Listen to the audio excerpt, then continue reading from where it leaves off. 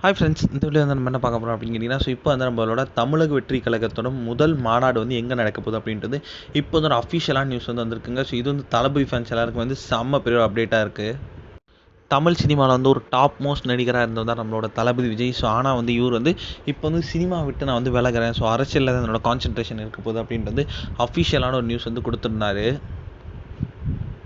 So அதன்படி பார்த்தா வந்து லேட்டஸ்ட்டாக வந்து தளபதி விஜய் நடிப்பில் ரிலீஸ் ஆன திரைப்படம் அதாவது கோட்ஸ். இந்த திரைப்படம் வந்து தளபதி ஃபேன்ஸ் எல்லாருக்கும் ரொம்ப பிடித்த படமாக இருக்குது.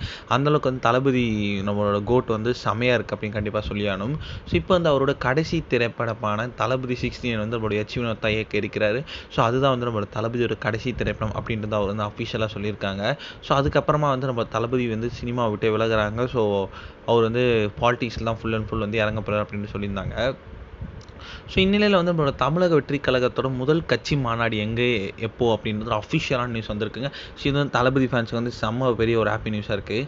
அதன்படி பார்த்தா வந்து விக்ரவாண்டியில் வந்து அக்டோபர் 27ஆம் தேதி தான் வந்து தமிழக வெற்றி கழகத்தோட முதல் மாநாடு நடக்க இருக்குது அப்படின்றது இப்போ வந்து ஒரு அஃபிஷியலான நியூஸ் வந்திருக்கு. ஸோ இப்போ வந்து தளபதி ஃபேன்ஸ் வந்து அவங்க தொண்டர்களாக மாதிரி ஸோ தளபதிக்கு சப்போர்ட் பண்ண எல்லாருமே ரெடியாக இருக்காங்க.